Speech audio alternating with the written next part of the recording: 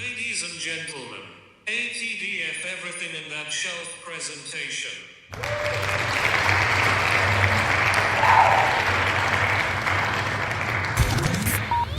You're now rocking with TDF everything.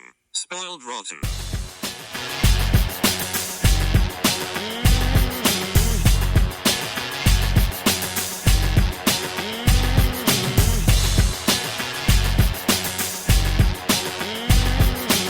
Spoiler alert. Welcome back, everybody. It's Spoiled Rotten With Ben. and Daniel. And on our home, that shelf. Excellent. Yeah. We, you know what we do. We make mild conjecture based on headlines, Wild and conjecture, I would we say. review trailers, and we spoil movies. Also, some of the conjecture might spoil things, so we truly are being spoiled rotten for movies and for knowledge That's of right. movies. Thank you very much for listening to yet another episode. Yeah. Where I can't figure out my mic situation yet again, but Oh, it's boy. fine. Yep. We will push through, and it'll be like nothing's wrong. Yep. Let's talk about some trailers. Let's react to them. Let's talk about Captain Marvel. What did you think about it? It's fine. You had some comments before we started recording that Yeah, I didn't don't- seem so favorable about it. No, I don't have any problem with it. I just don't like. It just doesn't add anything new, Yeah. right? It's just I feel like at this point, like I think flushed out so the much. leak of the toys informs more about the trailer than Yeah. the trailer does. which is So fair. I think the big thing being that like people are calling her Vers in this movie. Someone also pointed out that might just be because her dog tag broke and Right. the Dan part of her Dan Vers name got broken off. Right. But I guess that's going to be like her Cree name, Vers. Cool.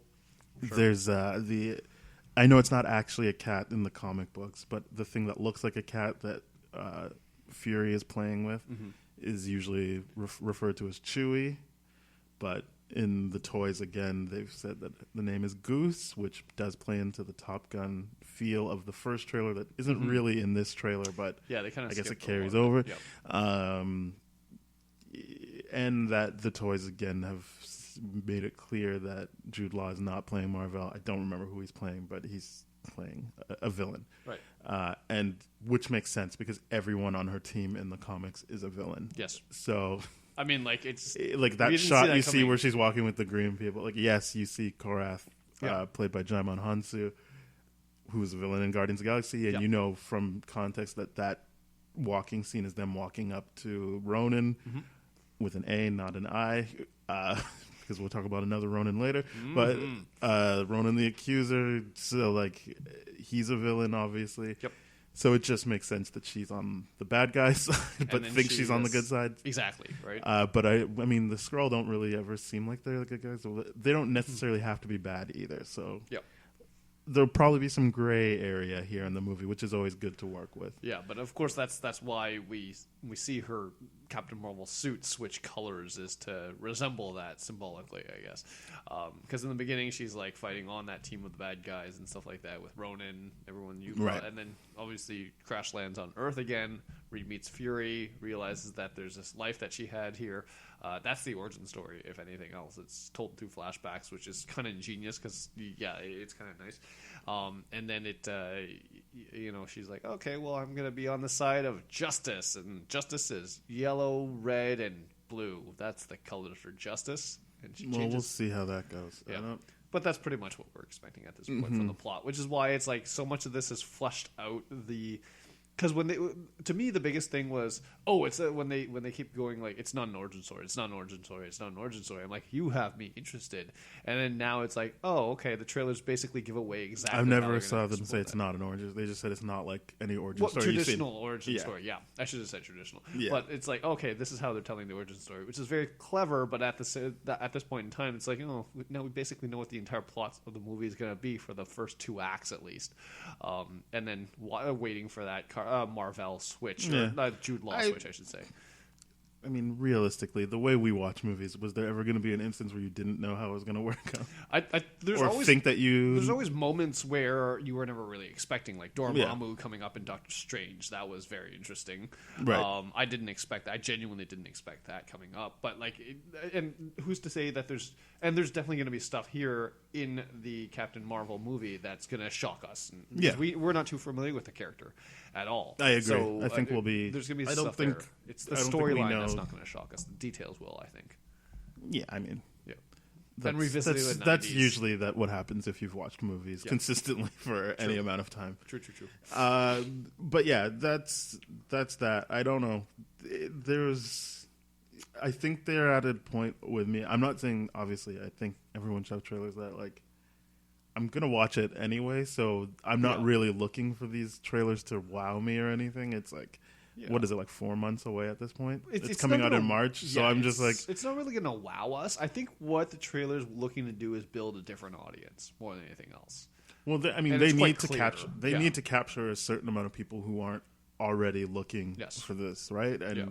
And so in that sense, because they're basically looking for people to hype up that sale, that build, and of course it's an alley-oop of a movie, if you ask me. Like, and whether or not it's the success of that is going to be dependent on, because there's a lot of stuff. I think it's an alley-oop of a first weekend if you promote it the right way. I don't know. It's not even that. I just feel like because people don't really.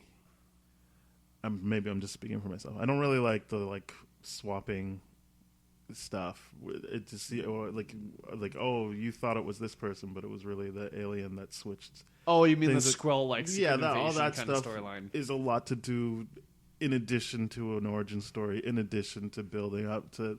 So I think there's a lot of heavy lifting they have to do, so it's not necessarily easy. I mean, like, from a critical response standpoint, we don't know what's going to happen, but from a sales standpoint, it's pretty much like gold in the sense where everyone's going to be like, this is the movie leading up to like Endgame, and we're going to talk about. Not everyone, because we know that, but no, like my mom won't know that looking at this. Well, for sure, but like, and that's the core audience. That's the point of these trailers, to get people like my mom who are like, oh yeah, that looks fun. Yeah, I'll go watch that. Yeah. So that's what I'm saying. Like, we're going to watch it anyway. They don't need to worry about like whether or not we're going to see this. Yeah. What makes these things profitable is other people joining in. I agree. And so this trailer, this does not tell you this is going to lead up to Endgame. Or it doesn't even really give you like, unless you really are in tune, you don't even know that it's connected to Infinity War, to this that. Yeah. Nick Fury is the guy Fury, but like he looks different. He's totally not like, he doesn't look anything like that. Yeah. And so you don't like, you wouldn't know if you were casual. Like, oh, this is with the Avengers. You wouldn't know if you were casual. The interesting thing about this, I mean, like the first trailer that we got, it was like leaned heavily into the ideas of the 90s. This one was just like very, you can barely tell that it was the 90s. You'd really have to. It's irrelevant it's irrelevant what time era it is. But yeah, it fell flat to me. I would agree. It just didn't have the same energy to it. It didn't. I don't know. I wouldn't ever say that people are wrong to say it fell flat. I just this is kind of why I didn't even want to talk about it, because it does not matter to me. Yeah, I'm gonna watch it. I like the cast. Yep. It's a part of what we've already invested in for the last 10 years. Of course. So like, I'm gonna watch it. The trailers aren't for me. I'm not their target. So all I can do is be like, oh, that was nice. Yeah. I didn't like it as much as the first one. The first one was, but again, that comes from being like, oh, I wonder what this will look like. Yeah, we already know what it's going to look like now. So all of this is diminishing returns at this point, because they can't really. It's true. There's a few. They can't shed light on too much else, because I think where I disagree with your assessment that we already know how this is going to play out. We don't know for sure who Jude Law is playing. We don't know for sure how the Skrull factor into this. There's so many. There's so many fundamental unknowns, X factors but the about how this frame of it's a superhero movie, so and that's what I mean, right? It's just like nothing is going to really, really, really come out and shock you, except for the fact that and that's to me exciting, because I'm like, okay, I know what's going to happen going into it. It's like, where did that come from? That's the moment I'm looking for now, because it's going to happen. I know that for sure. Okay, well that was excellent. Let's talk about You can't Endgame. tell from Daniel's excitement there. Let's talk about the trailer that he really does want to talk about, which is Avengers Endgame, which set, understandably a couple new records. For views within 24 hours. Obviously, we knew it was going to happen. It's probably going to set a new box Yeah, the way office people were weekend like, success thing. "You owe us this trailer," blah blah. Yeah. Obviously, it was going to get watched. Of course. Good for them. For watch. So in the trailer, we have a very dark and ominous one, very fitting. Picking up off the last time we saw the Avengers team, and ended it off with a little bit of lightheartedness, which I actually did kind of enjoy. I really appreciated the fact that they didn't really they were hyper aware, even though we are very aware that these characters come back, but in this first teaser trailer that they didn't bring back any of the people that got dusted off. They really show In fact, they added to the people who got dusted off by showing us Shuri. Yeah, that's right. And there's a lot of heated debate and speculation about what happened there and what's happening, because we never really see her officially dust off. The only reason that matters to me is because they said she survived. Yes. So the whole "I didn't see her dust" doesn't really matter to me. Yeah. I can we also saw her get dashed to the ground, so some people have also said she could have just not survived those injuries. Yeah, because what was it one of the I don't know any of their names Corvus, really, other than Ebony I know Maw. Proxima Midnight, Corvus Glaive, because those are cool names and everything. So those were Ebony Maw. Okay, so then that just leaves the third guy, the fourth guy, I should say, that I don't know. But at the same time, it's just I don't know which one did what, because they were so cool visually looking, but they didn't play a pretty big sure part. it was Corvus Glaive that Corvus? went in there. The one that's attacking. Is that there and trying to get are they Vision. married or are they brother and sister? I think think in the they're- comics they're married. I think they're but married. I don't. Yeah, well, either way, Yeah. the one that Proxima Midnight cares about. Yes, the one that Because that was the plan, was to sneak attack, Yes. make everyone think he's dead, so they think they've got everything in control. Correct. Right. So yeah, he's the one that went in there and tore shit up while she was trying to work on Vision. Yeah. So the last time you see her on screen, she was on the ground, passed out, not dead or anything like that. Yeah. So it's impossible to know whether or not she was dusted off. And the significance behind that is because a lot of people feel that she plays a significant part in the technological translation of she could everything. figure something out with Vision if she was still alive, especially if they're doing this time jump. Or So help Banner keeping her or something like that. So especially keeping because her Tony out is- obviously helps. has huge story implications. For sure. Yeah, it helps keep them the underdog. Yep. If you don't have Shuri to help. I agree. It's very, very interesting because, you see Tony's dialogue, Which was good. Yeah, I liked it. I really liked his dialogue. It still keeps his character. He's still kind of joking. He's like, I'm about to die. It's not as fun as you think, and everything like that. He's on the Milano. Not Milano. He's on the Benatar. Benatar, yeah, because the original was the Milano. The remake after Guardians was renamed the Benatar. He's on the Benatar. Nebula arguably is there or not. We don't know. She's there. She could also just be like, yeah, why don't I leave you alone to record your message? Yeah, something like that. But, I mean, we see shots of Nebula touching someone's shoulder. Arguably that's Tony. Whether or not he's dead or not, we don't know.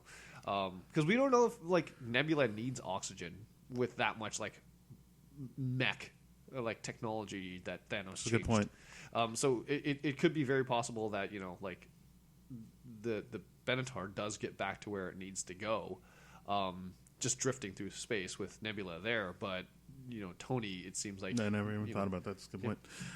So yeah, that's one aspect, and then there's what is there 2 locations in this trailer? It seems like there's space, and then the compound. Well, 3 if you consider Thanos where he's at, and wherever he was. Yes, the Hawkeye returning as Ronin, Hawkeye which I didn't returning as know. Ronin, It's only ever if his family dies he's Ronin. I just thought Ronin was a cool thing he did. No, it's Ronin is Japanese for Lost Warrior. No, I know, but for the character's purposes, I see. He turns to Ronin when his family dies in every iteration of the Yeah, comics. because the first iteration of Ronin was in the New Avengers when basically he stepped away for a little bit. He took on the mantle of Ronin, and then they replaced Hawkeye with a female Hawkeye on the team, and then he came back and he was like, well, you already got a Hawkeye, so I'm just going to stay Ronin kind of deal, just for simplicity's sake or whatever, which is interesting to me because I'm like, oh, you're really good at archery stuff, and all of a sudden you're doing blade stuff. Well, I think it's because you're missing the aspect of he's no longer having a good time. He's just totally out to kill people now. Yeah, he's like all lost his way. And, Yeah. Doing stuff. So we see him again, all that kind of stuff. There's a lot of debate whether or not there's a time jump in this trailer or not, and that's like only because Captain America shaves his beard or something like that. And I'm just like, really, is that? And then they just get to re-suit up, and then Captain America. But he's wears wearing his black. he's wearing his Winter Soldier Yeah, outfit. yeah. It looks darker than that, but I mean, like, who cares about that? It's the same design. Stuff. It's the same design, so I'm pretty sure you're right. He's just wearing his his Winter Soldier stuff. Obviously, we don't mean the character Winter Soldier. We mean The suit, the suit from the movie. Much like how he grabs his original suit from the World War II museum In that movie. in the first movie. Wait, Well, I no, thought no. he The did that second in Winter He Soldier. did that in Winter Soldier. Sorry Yeah. about that. Yeah. That all of that happened, and then Ant-Man came at the end, Yep. which was fun. And there's a lot of speculation about that clip. I mean, you and I clarified it because I mean, that's the great thing about 4K. You could blow it up and Yeah. actually get better If resolution. you so everyone's talking about. It says it's You can very clearly 1983 or something like that. 1983, but it also says archive next to it. Right, in the but video. but the YouTuber Mr. Sunday Movies, if you want to go to his thing, Right. he blows it up for you. It doesn't say 1983, So it's just it a file is- clip. It's just a file clip. Like So like 1830 it says something or something. 1503. Right. It doesn't say 1983. That's the only thing I know is that when you actually zoom in, But it still says it's archive, So it's though. not an. It's not a date. Yeah, it's gonna be an archive. You just like, oh, like what did we miss while Yeah. we were gone? Sure. And look through it. Right. And it's archived footage. Right, It doesn't right. have to be like a years away thing. But what we do know is that he gets out of the quantum realm by himself. And he's Something- got the that he quantum got tunnel in the van. in the van to the Avengers and everything like that. And So he he's got also the might be tech. a scroll. He might be a Skrull. That's a reality as well. That could be the case. That's fun. That's a fun little idea to see. But like you and I had this debate, or not debate. We had this text exchange where we were talking about like whether or not he did get out of the quantum realm by himself. And I really don't think he does. Yeah, I don't. Again, that's something It's where I'm like, irrelevant. who cares? Yeah. Like, I can't imagine that it's like more than 3 minutes is spent on how he gets out. Just like I don't actually think Yeah. a lot of time will be spent on how Tony gets back on Earth. Right. I 'Cause either he arguably- dies out there and they get him from another timeline, or he gets back. And like, I just think Mm-hmm. all these things that people are deep diving on will ultimately leave them disappointed because Oh yeah, totally. I don't think this movie is interested in these like individual stories of getting out of these things. It's No, not like I- it's yeah, the I Iron Man agree. movie. Yeah. It's not the Ant-Man movie. So I don't think. There'll be other like filler material. I think that Yeah, will cover I mean, that. In they have bigger to service detail. a bunch of people, so I don't think Yeah. they can like make a meal out of how does Tony get out of space. I don't think Yep. they can make a meal out of how Scott gets out of the thing. Like, No. what's her face told him, "No, don't get caught in a time void or whatever." He could just slip through one of those and come out. Like it's like it doesn't have to be this like. But how? How did he? Like, what's the science behind it? It's all Yeah. bullshit, and he's gonna just get out, and the movie will keep moving. I agree. We accepted the fact that he just learned how to turn the technology big by himself because we know that Hank Pym didn't help him do that. He's Yeah, just, like he was in there already, and he got out. Yeah. I'm sure he can figure out how to get out again. Yeah, like he's got something going on. The interesting bits is people are like, I'm watching a whole bunch of these YouTube breakdown videos and everything like that, which are fun and they're wildly speculative. Don't like I'll watch Which is those. I'm just great. saying like I don't They don't think hold any they can water have to these. I mean, it would be really. I feel like if they did get into that, that would be a knock at the end of the movie. Like, oh, they spent too much time on Right. figuring out. Because Yeah. I think it's like, unless the movie is like the very crux of it is we need to get these two guys from where they are. Yeah, I just don't see why there's any point in like putting too much stock in how they get back together. They're gonna. yeah. I agree. don't think that's the point of the movie. Because the thing is, at this point in time, Thanos has already done what he's wanted to do. There's a throwback of him, that imagery on that like planet, Yeah. who the Russos confirm is the same planet he goes to after the snap. Like he immediately goes to that planet and everything like that. That's his basic. They basically call it Titan 2. Right. So that's the thing. People are like, oh, that shot of like his armor, like that was how he set up his armor at the end of. Yeah, that's in 1. Infinity War. That's in Infinity War. It's just a small little thing. So it was like, ooh, like he's being cocky. He's like, no, he did that like right off the bat. He took off his armor right, like in the first scene you see him, and then he stacks it up there. So arguably he travels back and forth. That's his home. Yeah. Like thing. So he in the comics, after he does the exact same storyline, he does pursue a simple life as a farmer and everything like that.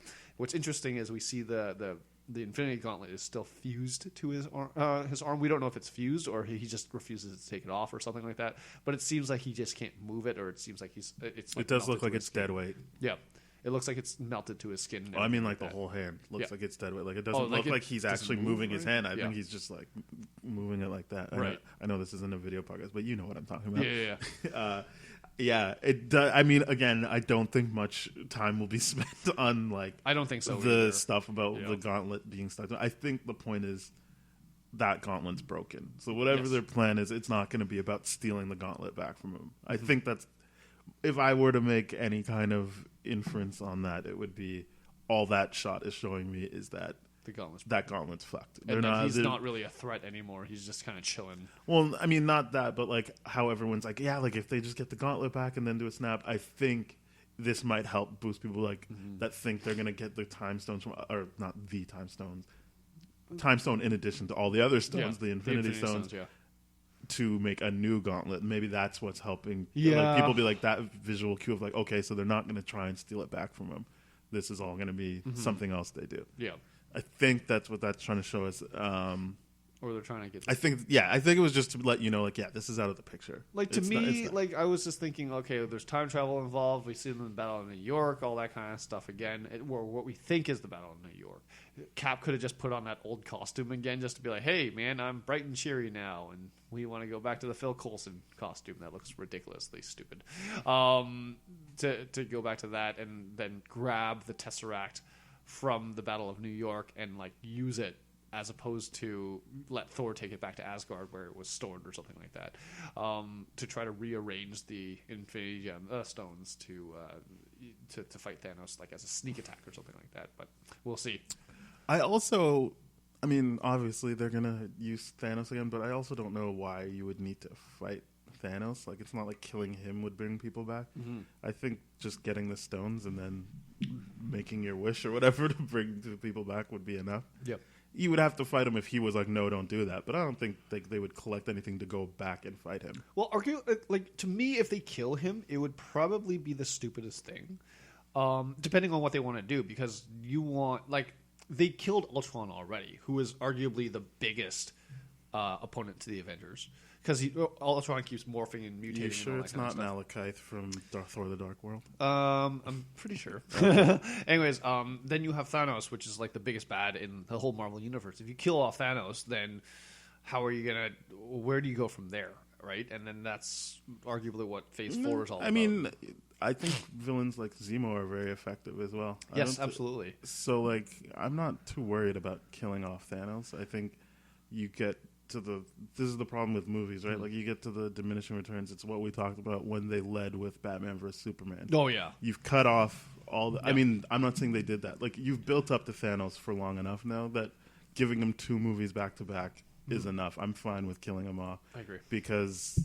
You're okay. No, I'm fine with I'm fine with killing him off. We've already seen the ceiling of what he's going to do. Like, what's the next thing he's going to do? He can recruit more bad guys together and be. But it's never about the bad guys. It's never about the bad guys. He could be now personal. Because it clearly is personal. But that's what I'm saying. You're worried about, like, he's the biggest bad. We've already seen the biggest bad he can do. There's no But again, like, what? Like, I don't understand what you think is going to happen. Like, either he kills them or he doesn't kill them. But, like, having more people to kill the same 6 people doesn't really matter. That's true. Like, we've already seen everything he's going to do. I don't need to, like, have him still be like, but what if he snaps again? It's like, okay, then, like, we'll just be retreading. We already know what he wants. Fair. He doesn't need anything else. He just wants to have this balance. And he did it. So, like, killing him off now is fine.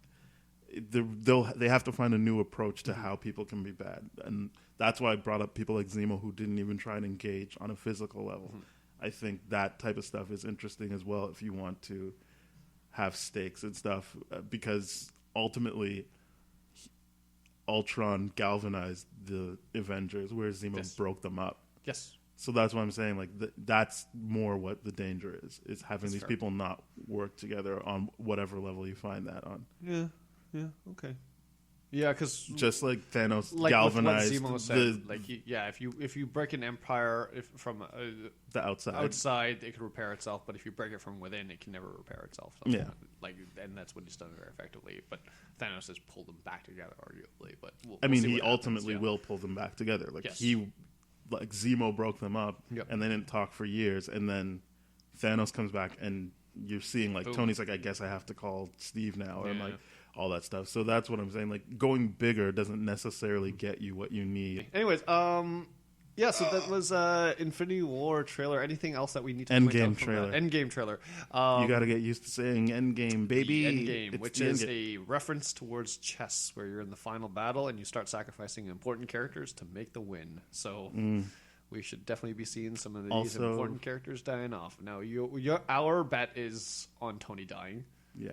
Also, Tony said Endgame in Age of Ultron, which I did not remember. Yeah, I did. So they weren't wrong when they said it was in a previous. Yes, he said Endgame, and that was when he was like in the scene with Bruce Banner. I think when they were talking about making the AI, it's like, isn't this the Endgame? Like, isn't this what we're all about? Why are we doing this if we can't like retire from it, kind of deal?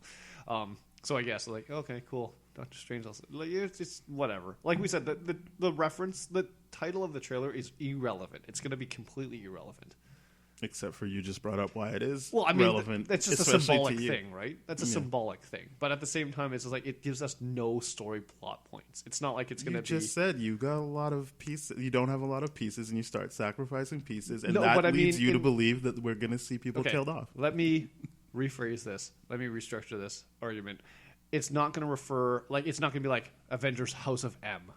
Right. It's not going to be something like that. It was just going to be like, here's something that has a symbolic meaning, stuff that we know is going to happen. People are going to have to die. And that's fine. But it's not going to be like, yes, this is the... I don't know, whatever... Give me a... So you're saying it's not like it's a storyline? Yes, it's not a storyline title. That's what it's not going to be. But it's going to be something obscure. It's still what... I mean, it's less obscure because Endgame... people who don't read comics can understand what an Endgame is. Yes. And then it will help bring like more people together with an understanding of what's going to happen. It's like, when I didn't never really watch Seinfeld, but even I watched the series finale of it because I'm like, oh, this is a big deal. I should probably watch this. What did you think? Did you like it? I thought it was okay. And then I never watched it. And then I rewatched the series, and I'm like, okay, I probably should have watched the series. It's actually pretty good. Anyways. Yeah, I think Daniel disagrees. No, I am well aware of how good Seinfeld is. I just don't watch it. Anyway, that's nice stuff. Anyway, yeah, let's talk about a couple of other things. More Endgame stuff. Yeah, a couple of other things that was mentioned here is like a while ago, Gwyneth Paltrow had to posted an image of her in an Iron Man suit, the rescue suit, and then had to take it down quickly. So everyone's like, oh yeah, then Pepper Potts is going to rescue Tony in the rescue suit and everything like that. Well, that's not wildly off, or like you're probably going to see Pepper Potts wearing the suit.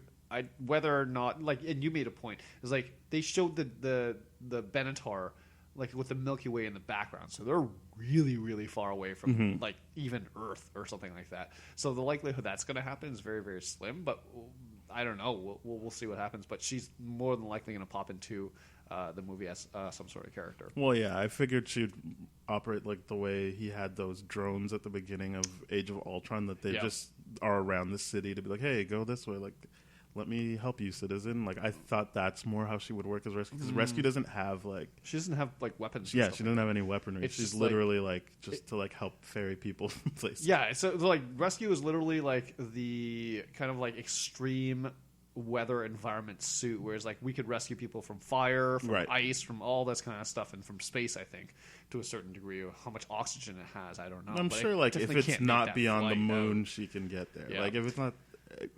Yeah, I just feel like it would be weird that, like... She can go all the way out Yeah. there, especially when it's a recorded message, not a beacon that he's sending out. Like, he Right. would have arguably sent out the beacon a long, long time ago. Right. And to get it back, but we'll see what happens. Anyways, What else? what we and they were like, oh, the Ronin thing. We didn't really. Well, we did talk about that Yeah, a little his bit. parents... I mean, his parents... His kids and his wife. Someone is dead, I would assume. they We don't did, have to... yeah. I mean, He's in Japan. all of them could be dead. He's in Japan, which is very suiting of the Ronin title. Yes. We have to see what that actually does to his character. He obviously looks pissed off, angry. This is interesting. And, as I tweeted, it does appear that the Russo brothers know how to use that Clint Barton character. Yeah. Because he was great in Civil War. I'm not joking. I agree. I don't He was fantastic. I in know Civil everyone War. loves him in Avengers: Age of Ultron, but like all of his, I like people talking about him in that movie more than I liked him in the movie. Yeah, I Whereas agree. Civil War was amazing. Like, Yeah. he's like, when they were like, "You shouldn't be here," he's like, "Oh, really? I retired for 5 minutes. Everything gone to shit." Like that line alone. But like when he rescues Wanda, like everything he does in Civil War is good. Yeah. I like it a lot. I love it. And to know that they're using him again here, I'm assuming I will like it again. Yeah. Yeah, like even to the point where I was like, I knew he was going to be in it, but that they even built it up for me to be like, oh shit, look, it's Hawkeye. Yeah. Like I was like, yeah, they know how to effectively use this character. I agree. Is there anything else we want to talk about? Nothing else. I mean, the Shuri thing we talked about already. We talked about pretty much everything. Captain America is clean shaven again. That does not give any. What I like about the trailer, I know people are like, this was disappointing, but I like that. Like Disappointing. the main argument, which I don't teaser agree trailer, with, yeah. the main argument is you could have just tacked this on as like the way they tacked on that Avengers type trailer at the end of Captain America: The First Avenger. Okay. They're like, this could have just been tacked on to the end of Infinity War, which I don't agree with, but I think it feels, Sure. it just feels like you're tying things, or people feel like it didn't give any new information, but I kind of like that. Like, I love that. they're like, yeah, we already know that they're fucked, and I was like, yeah, but I just like seeing it. All right, let's move- jump into the Well, Spider-Verse. not yet. Oh. I think we Oh, should yeah, we got a talk couple about things Birds to of talk Prey. about. Birds of Prey. Yeah. What do you got for And that? what's the movie called? Birds of Prey and the Fantabulous Emancipation of One Harley Quinn has Did we talk confirmed. about Yeah, we did. Yeah. But we have confirmed that Chris Messina. I knew I got that wrong. Chris Messina, you may know him from Sharp Objects. You also might know him from The Mindy Project or The Newsroom. He's in a bunch of things that are HBO related and also Fox related. He will play Victor Zsasz. Interesting choice. I like him as an actor. Yep. I never really see him as that, Zazzy. but here we go. They're adding to the cast, and I like it that there's going to be multiple villains Yeah. because there's multiple characters to fight with him. Yep. So that's nice. I like that. Also, Plastic Man might be a thing. That's No, I'm not too familiar with who Plastic Man is. I don't care. Yeah. It doesn't matter. No. Who's on Flash now? Elongated Man. It seems like that's Elongated just Man, the yeah. same thing to me. Yeah. I don't know the difference, and like I don't care. One of them is so I think Plastic Man is the guy who used to be a crook. Sure. But one of them was like a dirty cop. So who Yeah, knows? whatever. It's all the same thing. It's, It's- yeah, they're Marvel and I DC think equivalents. they're more like comedic, so that's a thing. Sure. To someone who wrote The Mayor, which is a show I never watched, and I'm pretty sure got canceled, is writing this Plastic Man movie. Who knows if it'll even be made, but there's that. Yep. Now, let's talk about Spider-Man Into the Spider-Verse. Ooh. All right. What did you think? Visually, one of the most interesting movies I've seen in a very, very long time. I loved every scene Every for the single shot. visuals. I think the only other movie to match that kind of visual, in terms of like how wowed I was by it, was Sin City. Mm-hmm. Sin City's- City had a great look. Yeah, it had a great look to it and everything like that. It was fantastic. This had the perfect tone, feel, look, and all that kind of stuff for this movie. It was just fantastic. I also was like, how stupid does Disney look? Because that's Lord and Miller did this. Yeah. And you're like, Yeah, I'm sure the Solo movie would have been real shit if they got to keep doing it. Yeah, because I'm just like, this is a fantastic movie. And when I saw Lord and Miller did, I'm like, they really should have left them alone with Solo. I just don't understand. Like, other than arguably 22 Jump Street, which I still like. I like 22. That was a lot of fun. I don't understand how people don't get that, like, they take these things that shouldn't be good. Like, Lego Movie is the best example. There was no reason for anyone to like Lego Movie. Except but for, unless you were a kid. No, but, like, there's no, like, you would think before seeing the movie, best case scenario is you get the Emoji Movie. Like, where it's just like, oh, it's great. Complete garbage. I didn't watch the movie, but I haven't heard great things. It's just like I would have thought like Lego Movie is going to be like the Emoji Movie, a bunch of like pop culture references, and then like the kids like it and we go home.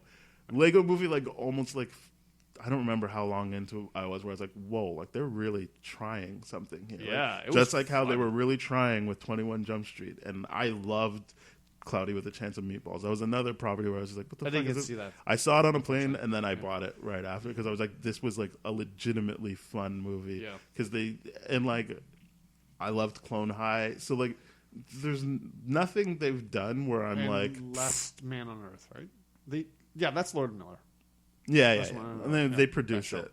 Yeah. Oh, okay. So like anything they produce, I know I only bring it up because I was bringing up things they wrote. Right. But like, I see. yeah, they produced Last Man on Earth as well. Love that show. Yeah, It's like so much they know what they're, and I guess people don't like that son of whatever the Z word is. I don't remember now. Zohan? Or Zorn? Zoran? Zorn? Zorn? Is it Zorn. Zorn? I think it's Zorn.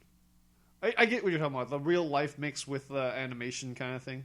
Yeah, On it is Netflix. Son of Zorn. Is that, yeah. With Jason Sudeikis. I love that show, but that's I never got my into it, bias is like I think their humor is right up my alley. Yeah. It really is. But I think more than that, it's their creativity and their storytelling Yep. that works as well. And I think, and I'm not going to make this a like backdoor solo review, but like we've already reviewed it. You already know how I feel about it. Yeah. I'm just saying like this again was like it just reignited my I don't understand how they got hired if it was going to be that big of a deal, but B, why they got fired. Yep.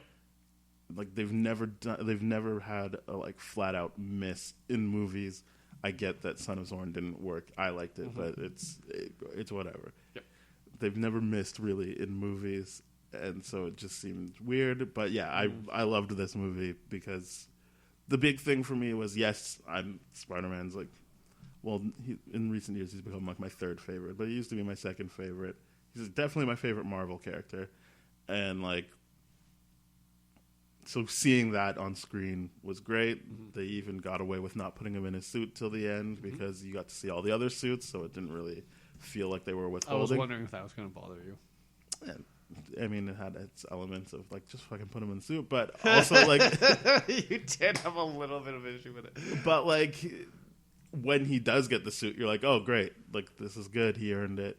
But the big thing that spoke to me, which I know won't speak to everyone, was like that element of him wanting to know that his dad believed in him. Like that element really spoke to me. Like that scene where he's like webbed up by all the other Spider-Men, and the dad's like, look, like I believe, because obviously I've read the comics, so like I know that usually the tension is he likes his uncle way better than he likes his dad. Yes. So, and the uncle says all the right things to him, even though he's the bad guy. But like, so, and then his dad is this, and like the comics I'm reading now, his dad actually works for Shield. Oh, really? Yeah, he's not. Yeah, I mean, he might be a cop. Like he's more like, I'm out. Like let me know. And in the comics, again, the current storyline I'm reading, his dad knows, his mom doesn't. His mom ends up finding out, and that really blows stuff up. But like his dad knows, and so it's this interesting dynamic they have of like they're both keeping a secret now because it's like, well, we can't let my mom know, and like so it's like interesting pulling in this second person. I don't think people have done it that way before, where usually if like one person knows, it's like, yeah, it's cool that we both have a secret, but it's like, no, this is stressing out two different people now because they are keeping it from the mom. That's not in this movie, that's fine, but like what I liked was that that relationship with his dad was still there, of like the dad hates Spider-Man and he's like, so that kind of holds him back from embracing the Spider-Man stuff, because it's like, he even has that one line, like it kind of seems like a throwaway. He's like, yeah, so like you really hate Spider-Man? He's like, yeah, I guess so. And like I feel like that also he internalizes that and can't do the full Spider-Man stuff. So then when his dad finally at the door is like, whatever it is you've got, like I think that's important. I think that's good. And I get that it's kind of a retread of what the uncle says, but the fact that it comes from the dad, and that I usually feel like, oh yeah, if my dad thinks I can do something, that helps propel me into doing something. Like I really appreciated that element. That's what I mean about that kind of storytelling, is that yes, this could have just been a fun, oh look, it's that Spider-Man, but like at the core, even if you took out those people, obviously wouldn't be as fun of a movie, but you would still have something substantial there for people. Yeah, this that's what blew me away about this movie, is because the appeal of this movie was clearly for kids, but it had depth. It really did. That relationship with Miles and his father and the uncle, Uncle Aaron, that was a really, really, really interesting dynamic to explore and all that kind of stuff. Like, I thought when he was like, okay, well, when he was in like the Visions Institute or something like that, and he goes back to Brooklyn, I'm like, oh, he's going back home. Like, he's just going back to his public school or something like that. But he went back to his Uncle Aaron's place. I'm like, oh, that's really cool. And I just had a lot of fun watching that kind of stuff. I also really like that Donald Glover played Aaron Davis in Homecoming, and then when you're at Aaron Davis's apartment in this movie, he's watching the episode of Community where Donald Glover wears the Spider-Man outfit. I didn't notice that. There's so many amazing I didn't realize Easter eggs in this movie. Like it is such a layered, like visually, like that's what I'm saying. All the visuals are so like there's like I don't know why they keep showing Seth Rogen, but like there's Seth Rogen stuff, there's Chance the Rapper stuff. Yes, there is. There's Clone High stuff in there. There's the Community episode. Like there's just so many like tie-ins to like obviously stuff that has nothing to do with Spider-Man, but like I think that Donald Glover thing is a really big one. He's like dressed as Spider-Man, but he also played Aaron Davis first. Yeah. That's multiple. That's so layered. It's great. Like stuff like that. I was like, wait, did they do Community? And then I was like, oh no, they're just referencing like this Donald Glover connection. That's really cool. Yeah, I really thought that like. I mean, realistically, I didn't think I wasn't gonna like the movie. Like, I had really high expectations, but it found ways to like exceed some of my expectations. And that's what happened for me too, because I thought, okay, well, this is gonna be a kids movie. I'm just gonna get surface level enjoyment out of it. I'm gonna turn off my brain, and then halfway through the movie, I'm turning it on. This is great stuff, like that. That whole family dynamic they're exploring and all that kind of. It was just really, really fantastic to see, and it was just one of the most interesting things. Obviously, like you and I both knew that the Uncle Aaron character was the Prowler and everything like that, but that fucked my audience up. Oh yeah, for like, sure. The adult beside me with his kids with him was like, oh shit, oh shit. Oh, you're just not even aware you're with your kids right now. You're going, oh shit. You just took them out of it. That happened to a lot of my audience too. They're like, oh, and I was like, yeah, nice.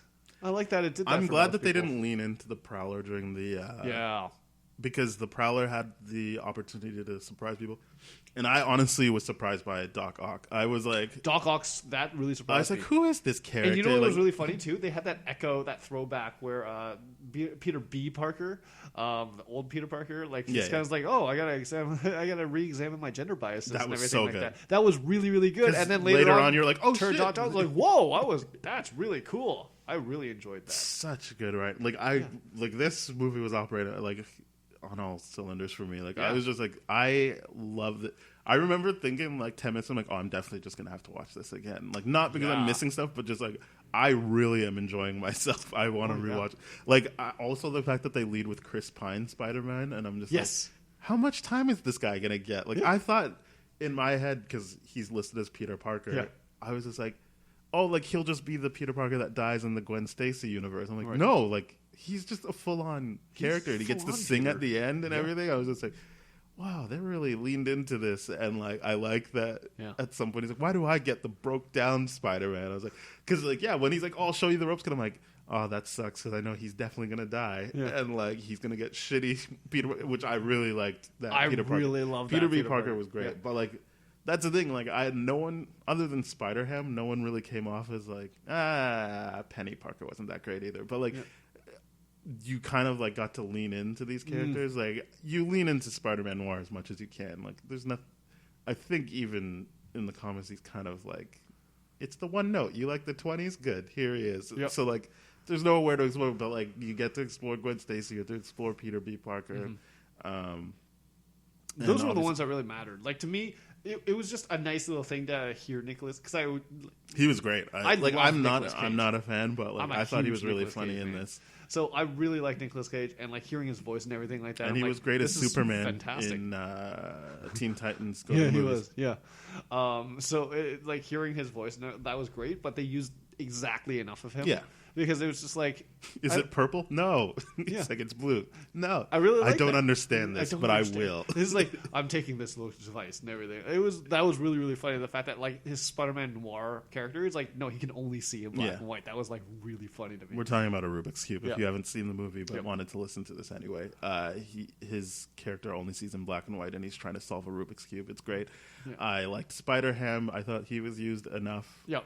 I probably wanted more out of Penny Parker. I didn't. I I was get that. very confused by that, because I I get don't know that's just a storyline. different mode of like that's clearly like an anime driven. So like that's not a world I'm always in. I agree. I'm I'm not always on the a big outside fan of that. the So anime like. world. So yeah, like that's the thing. I can't say I'm not a big fan. I mean, I'm not a big fan to the extent of I'm not watching it, but it's also like I would like to watch more of it.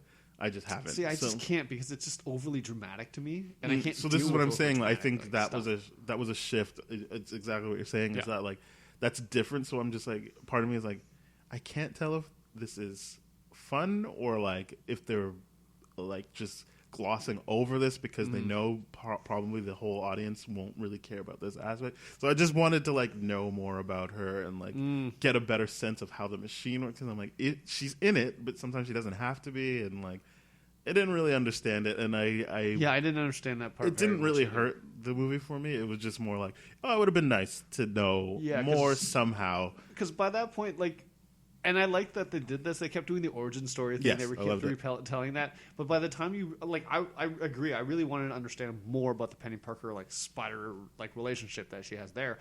And then by the time they did that, they just overlapped all three Yeah. of them, like Spider Pig. I got bit Spider-Man by a Noir. pig. Yeah, it's like they did all those kind of things, and I'm like, Wait, This is he's a the one spider that- that got bit by a pig. no, he's right? a pig that got bit by a spider. No, he's not. It's not. No, he turned what? into a pig. That's funny. Yeah, I'm pretty sure he's a spider that turned into a pig. I'm not gonna lose any sleep over that if I get it wrong. Yeah, that was good stuff. What else? I really liked the post-credit scene. I know we're jumping around here, but I The thought that was post-credit great. scene was so much fun. And it's Oscar Isaac as Yeah.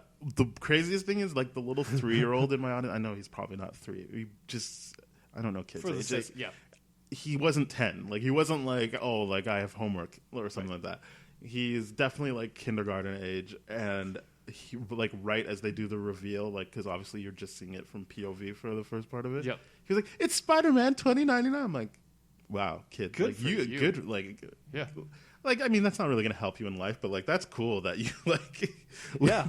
I just figured he must have like played the newest Spider-Man game on PS4, which is friggin' phenomenal. by the way. Yeah. And It's this so movie much fun. really was like, I can't wait to play this game again. Yeah, it makes you do that because it's just like you see all those suits again. And you're like, oh, that was a suit I could have worn here. That's Yeah. a lot of fun. He probably did play that. I don't think he has the motor skills for it. I'm being so honest. He's such Man, a little kid. I don't know, man. When I I, mean, see kids play video games nowadays, I'm that's like, true. Jesus, like That's true. They were born with it in their hand. I'm just like, what the hell? It took me a long time to be able to figure that kind of crap out. Yeah, like, I just thought that it was such a fun movie that also had like substance. Not, I mean, again, It I'm had not real here to substance talk behind about how this is like gonna like Make you bring people together cry, or like make yeah. you think. I just It surprises you. That's all it's, we're saying. It's is that it surprising, surprises and I you. think again, I know they didn't direct it, but I mean, at one point both of them had writing credit, and I think at this point only Phil Lord has writing credit. Right.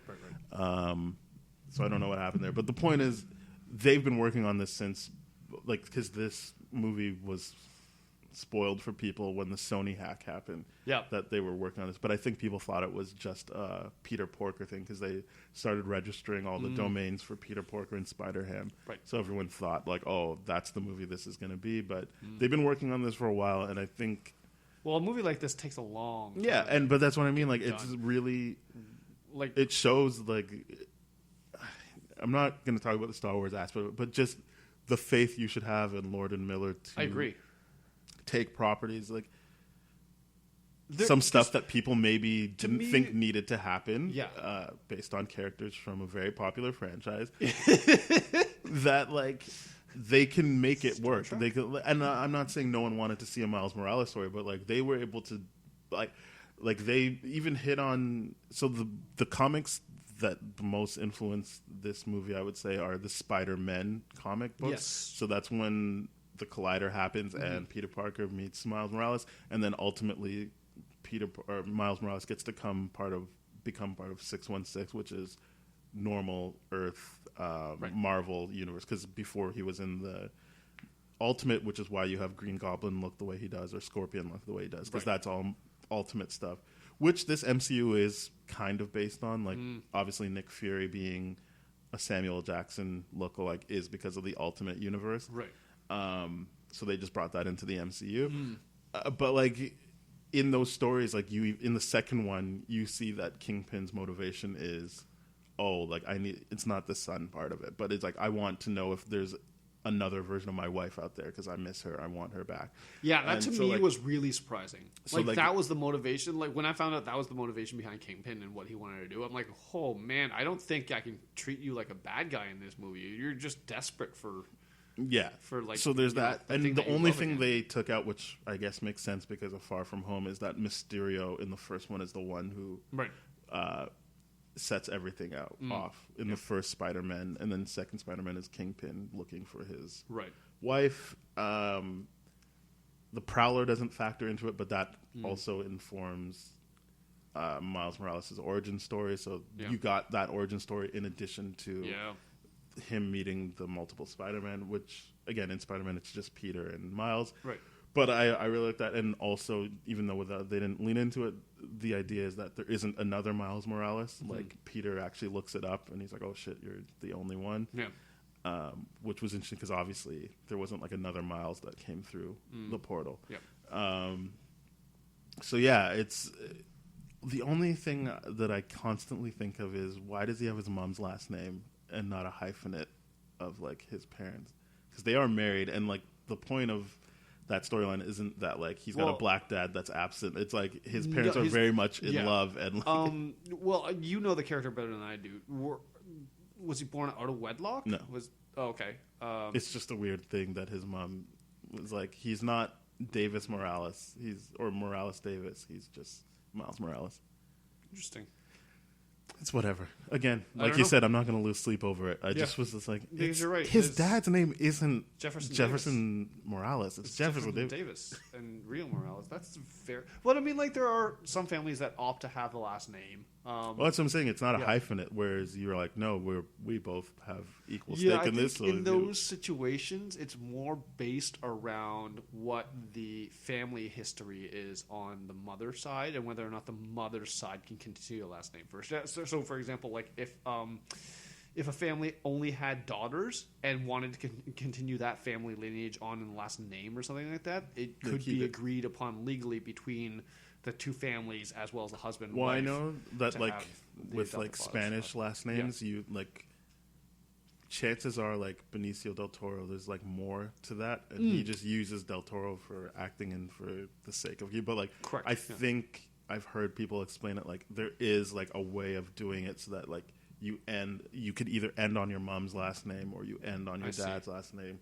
And then also that factors into, and obviously in this situation, I think his mom's Puerto Rican. Like there is a Hispanic background there, so that might have something to do with the naming. Well, yeah, the character's always been half Hispanic, half black. Yeah, right? So no, that's what I'm saying. Like there is room there for us to like maybe that's just something another layer thing obviously not for this movie but for the character in general, that there is a cultural thing we're missing there. If you guys come from that background or understand it, give us a shout, let us understand, because that is genuinely interesting to us and we're just trying to understand that.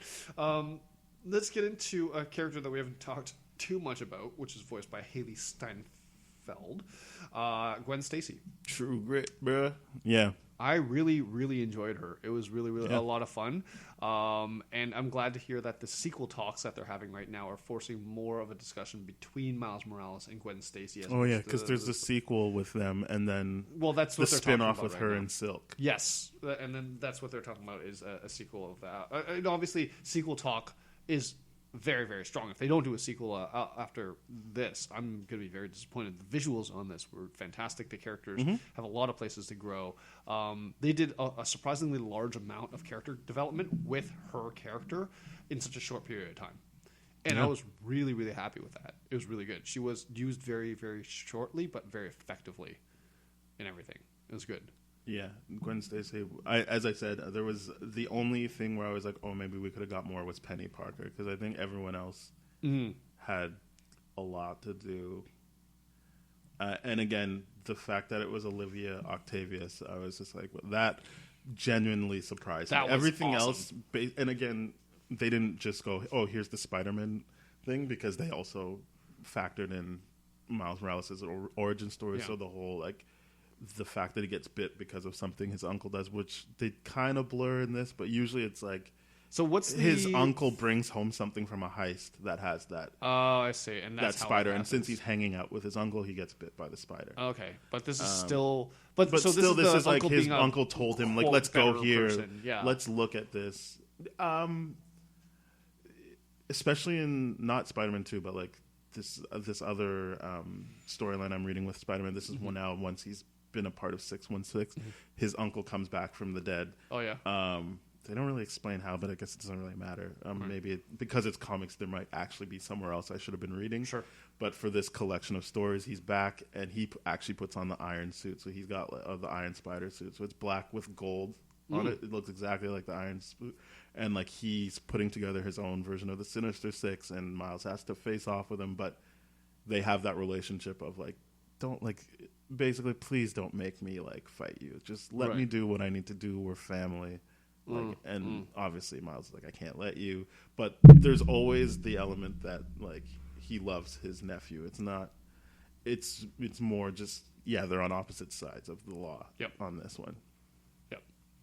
Great storytelling. But Mahershala Ali gets killed in Marvel movies. That's just or shows. He got killed in Luke Cage too soon.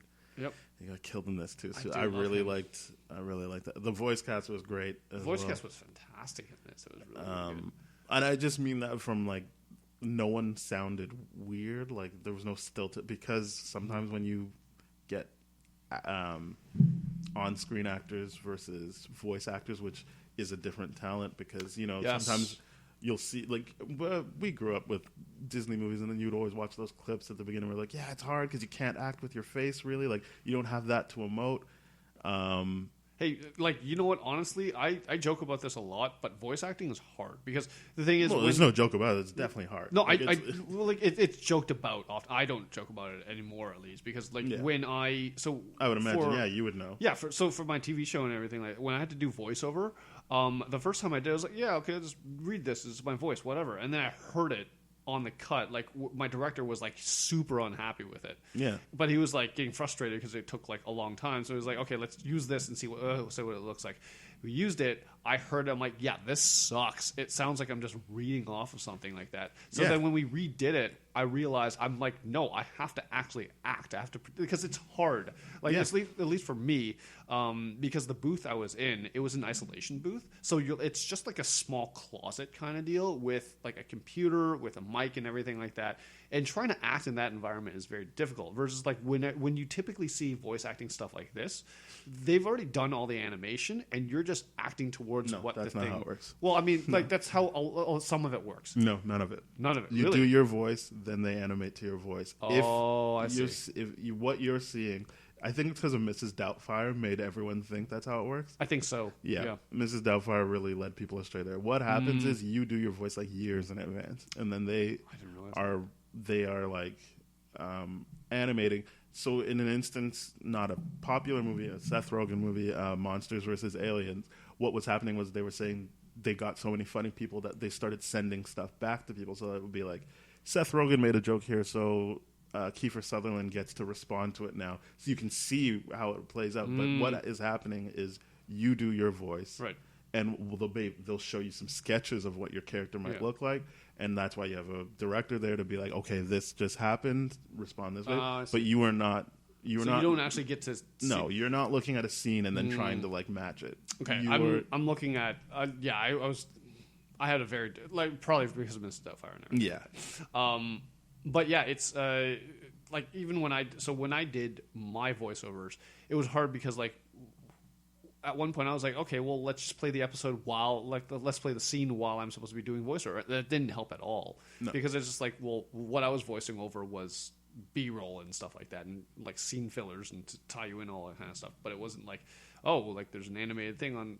But it's at the end of the day, even though my show is not scripted, I still had to act. Yeah, definitely. To be like, and that was hard. That was really, really hard because I don't have acting lessons at all. I just talk like Bane whenever I want, and that's like the extent of my acting. But it was hard thing to do. So like huge respect to these guys.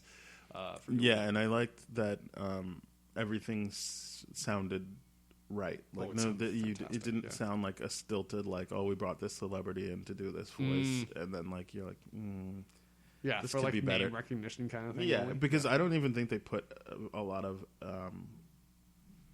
They don't really push who's in the movie. It really is Spider-Man as the draw here. All the different types of Spider-Man. Yeah, they're not like really like. Like I'm pretty not like sure the Lion it doesn't King, go how they're doing like that voice cast is really like, oh, this is the draw. But arguably because that movie already exists, people know what. So that's what I'm. Different kind of pull because like I could be wrong, but I don't think they even go like. And Nicolas Cage's Spider-Man Noir in the like posters and stuff. I think it is just like the fact that it's Spider-Man Noir is the draw. You're just it's just Spider-Man, or like here's Spider-Ham. You like Spider-Man? Like I really like John Mulaney, but like.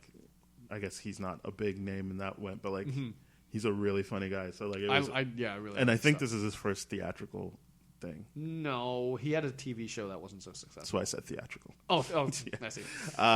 But yeah, he did that, and and they even have reference to his Broadway show "Oh Hello" with Nick Kroll, which is in this. So yeah, I like this movie, and I like the voice acting in particular. And as you said, like I've never, other than Batman Ninja recently, I've never been like, this animation is amazing. Like usually I'm just like, oh, that's nice. Yeah. But like, I was like, they just kept finding new ways to remind me how good this animation was throughout the movie. Yeah. Like the whole idea of him, like when he got bit, and then the comic book text stuff started popping up, and like that was his spider sense. I'm like, that is so cool. That's really good. That was a really, really cool visual representation. I also like that they built up that he was gonna like convulse or something, and he just went and kills the spider. That was hilarious to me. That was one of the best things in the world. I was like, nope.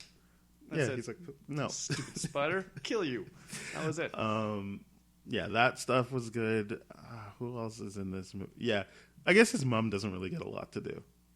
No. Which they couldn't really lean into, but you can't in really the comics, the mom is a very interesting character because she loves. Like in this movie, they just kind of watered it down to she just loves him, so he doesn't have to worry. But like the problem there is like he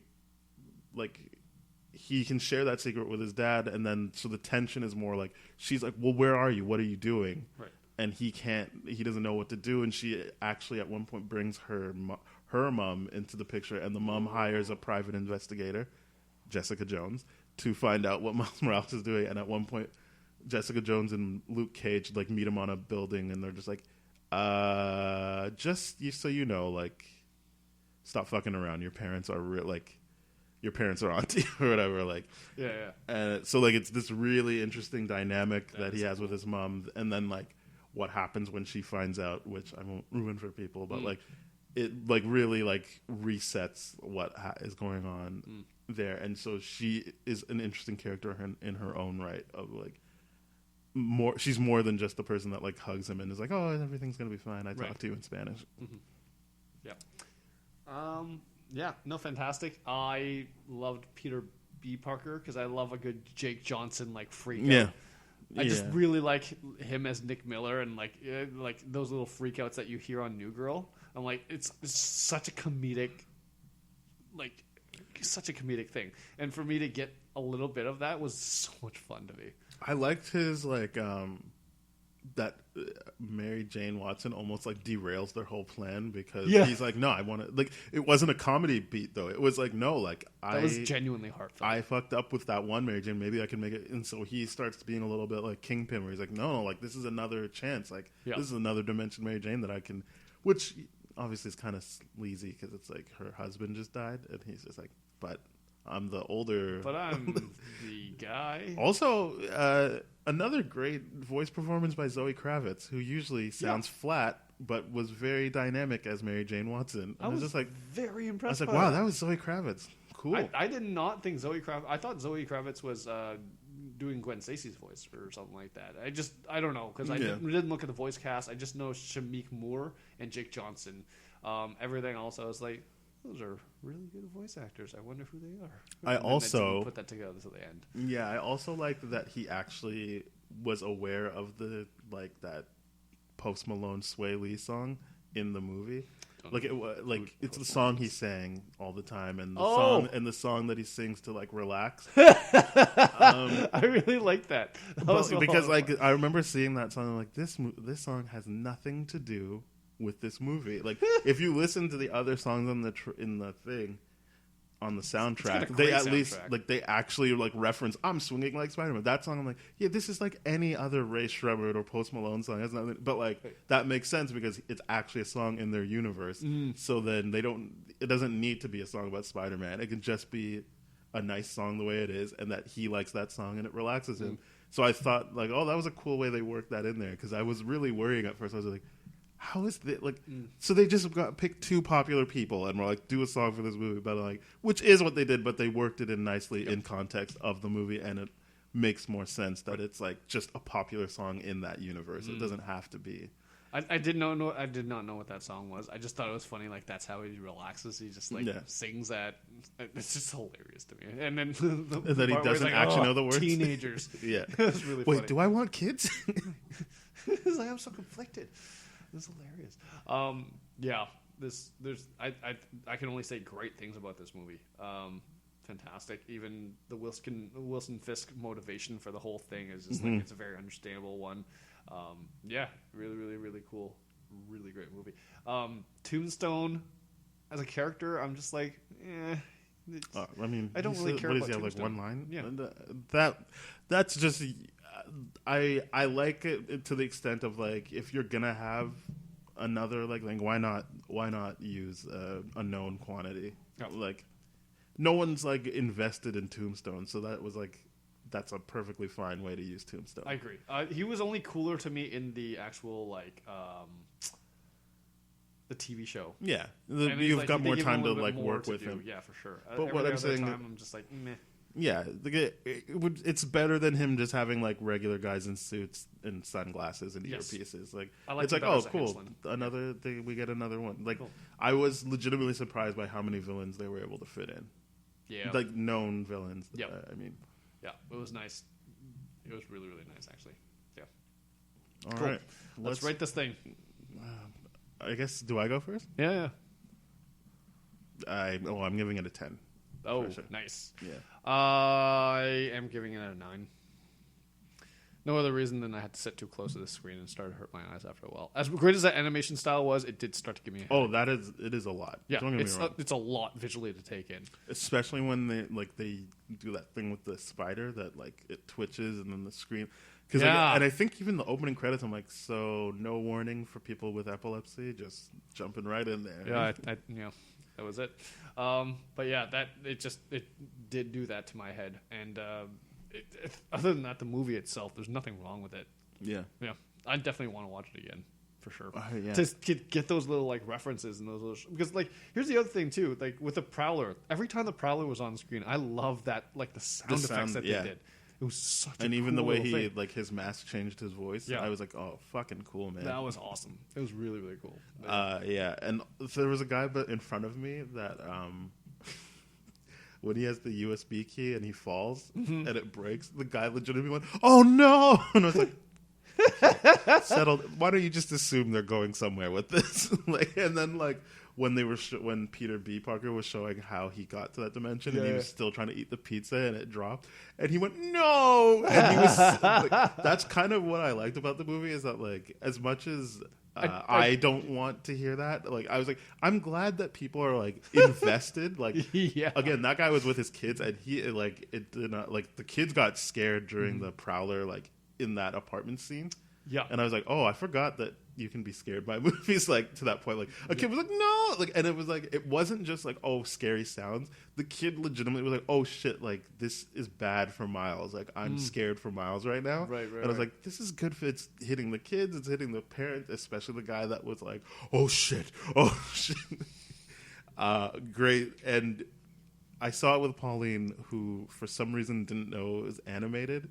Right. So when I think it was like 3 minutes in and she realized this wasn't just like a bit at the beginning, she was just like, excuse me, is this a fucking cartoon? I was like, yeah. She's like, you swindled me. You duped me. Swindled me. She's like, I can't believe it. She hates cartoons. She hates cartoons and like blanket statement. Hates. Wow. She does not care for them. In our other podcasts, I picked only cartoons. So she has to watch them. But like, she like... Yeah, she was so mad. I mean, I was like, so at the end, I was like, so you just hated it? She's like, no, it's good. I just wish it was in real. Like, I just wish they used real actors. I'm like, they were real actors. She's like, you know what I mean? I'm like, no, they're real actors. It's Mahershala Ali, Brian Tyree. Like, you know these people. That's really funny. But yeah. So the movie won her over, and it was at a huge deficit. I think she thought we were seeing Spider-Man Far From Home. She's like, you told me Jake Gyllenhaal was playing Mysterio. And I'm like, yeah, next year. She's like, you fucking... I'm like, we've seen trailers for this. She's like, no, I never. I'm like, you definitely did. You said the same thing. I just wish it was real life. Why is it a cartoon? She was so pissed. Anyway. That's really funny. Not because she was pissed, but because she ended up liking it. I think I've got a good handle on what Pauline will like. Like, I think at first she was like, Guardians of the Galaxy is going to be bullshit, and it's like her favorite movie now. Yeah. I love those. I love those like underdog movies, because like I ranked Ant-Man 1 a lot higher than I thought it would, because I'm like, this is going to be a bullshit movie. This is like Paul Rudd, whatever, who cares? Right. And I was like, oh, this was fun. Very fun movie. I like this movie. So to be clear, though, I don't rank this on the same level as Ant-Man. I think this was... I wanted it to be good, and it was great. Yeah. It was... To me, I was just like... The thing that would have made me rank it lower was like if they didn't have those extra layers and dimensions that we... That's what I'm saying. Like, this is... and the storyline for this was genuinely good. And I know I'm giving credit to only Lord and Miller. I understand there are other writers, but what I'm saying is I have engaged with their material a lot. So the stuff I liked, I can see how, even if they didn't write it, they influenced some of that stuff. Anyways, so that's it for this episode. We're back next week for Quick Turnaround, where we're going to do the Aquaman episode, which we're very much looking forward to. And that's potentially going to be... Are we? Yeah. I'm looking forward to it because I want to see Aquaman not be the butt end of a joke all the time. But at the same time, I kind of want Aquaman jokes too. There will be jokes. There will be jokes because they put a joke in the trailer. They're like, say you talk to fish. I'm like, yeah, this. Oh, funny. Sorry, we should talk about the Stan Lee cameo, which I legitimately. Oh my god, that Stan Lee cameo! How do we not talk about that? That was amazing. Is like the post credit to this fucking movie. That was so sad to me. Yeah, the first thing he says was, "I'm really gonna miss him," and I'm like, "I am gonna miss you, Stan." Yeah, man. I thought it was, brutal. And it's one of the longer ones he's had, which and I love the way they end it because he's like, "You'll grow into it," and I was like, "What a nice thing to say that it always fits. You'll grow into it eventually," and then you realize he just means like you can't bring it back, so fuck off. It's like, nope, you're screwed. There's no return. That was so much fun to me. It was a really, I knew that was gonna be a heavy moment. A lot of the audience, they clapped right at that scene, which I did too. I'm like, that was fantastic. That was really well done. And did we even say what happens in the post credits other than it was Oscar Isaac? Oh yeah, no, we didn't. We okay, because it's that meme where, well, I mean, obviously it's from the actual show, but they go into the actual 67 show. Yeah, I love that. And so it's that animation, and it's like, don't point at me, you point at me. And I'm like, this is exactly the humor from Poe Dameron I like. Yeah. This is exactly the guy you get to do this joke. He's like, so much no, fun. you pointed at me first. No, you're pointing at me. Don't point at me. He's like, don't point at me. No, you're pointing at me. I thought that was Jake Johnson too, because it's for a while it sounded like there was a Jake Johnson. I will say this: they did a good job of like being like, I can see how Jake Johnson is the loser voice Yes. of Chris Pine. They sound similar because at one point I was like, wait, is this Jake Johnson? I know Chris Pine is in this. Yeah, And yeah. there's certain words that just sound specifically Chris Pine, but I don't know if this is actually Chris Pine. Because again, I was still in the no, he'll be the Peter Parker that dies in the Gwen Stacy universe. But no, That's what I thought. But no, he was Spider-Man and he was great. And Yeah. Oscar Isaac was a great Miguel O'Hara. Yeah, I think so. Yeah, that's his name. That's I've the only Spider-Man ever played 2099. Yeah, which I Spider-Man. played in the other Spider-Man video game where you play as like regular Spider-Man, Yes. 2099, and Spider-Man Noir. I'm pretty sure there's 6 versions. Yep. It's like Fractured Universe or something like Yeah. that. Anyway, that was the Tangled Web or Web Universe. Something I don't know, like that. something Anyway, like that. the That was point is- PS3 release. stay till the post credits. It's legitimately worth it, and I've never seen people like clap for a post credit scene other Yeah. than like that time where they were like, "Oh shit, that's Mjolnir. Thor's gonna be the next movie." Yeah. I don't think I've ever seen like a big, like people just like, "I'm glad I stayed. That was worth it." Yeah, I've seen the Spider-Man post-credit scene was just a lot of fun. People laughed. But Yeah, they didn't people clap laughed. for Yeah, it. no one was like, "Oh, that was worth it." That was just think- like, no, "Oh, I think- you got me." The thing that the best post-credit scene reaction I remember was to the end of Avengers, where it was the reveal of Thanos? Thanos. Everyone was like, "Oh!" Like that was the most. Fair. That was amazing. That was so much That's fair. fun. Yeah, but I mean, like it had a very different post-credit reaction. than Yeah, this was just like people that were was so hilarious. happy. Yeah. And then Pauline was just like, "I could have. There is no way I could have less of a clue of what's going on. Yeah. What the fuck is so funny?" Because I'm to me, like the Spider-Man, those are the best Spider-Man memes is from that I love those animated memes. shows. They're Yeah. so much fun. It's just like the moment that they brought that back. I'm like, these guys really know how to set up a joke. This is great. Yeah. It's so much fun. that was amazing. Yeah. Anyways, we're back next week for Aquaman. Stay And tuned. thank you for listening. And Go we're probably to- gonna cap off 2018. Yeah, that's it. So yeah, go to thatshelf.com. You go to the podcast section. You'll see us there. You'll see other podcasts. No Budget Nightmares is back. I love that theme song. Yeah. Black Hole Films is there. That's a good show.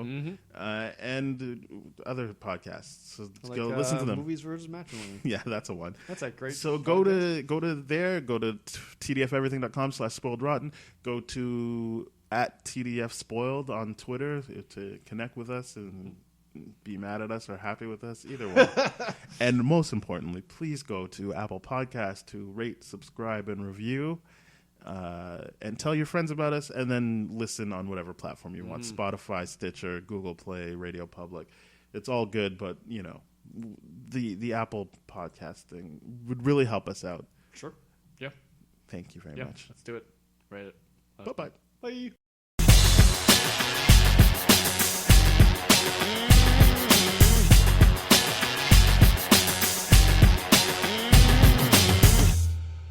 This has been a TDF Everything production, brah.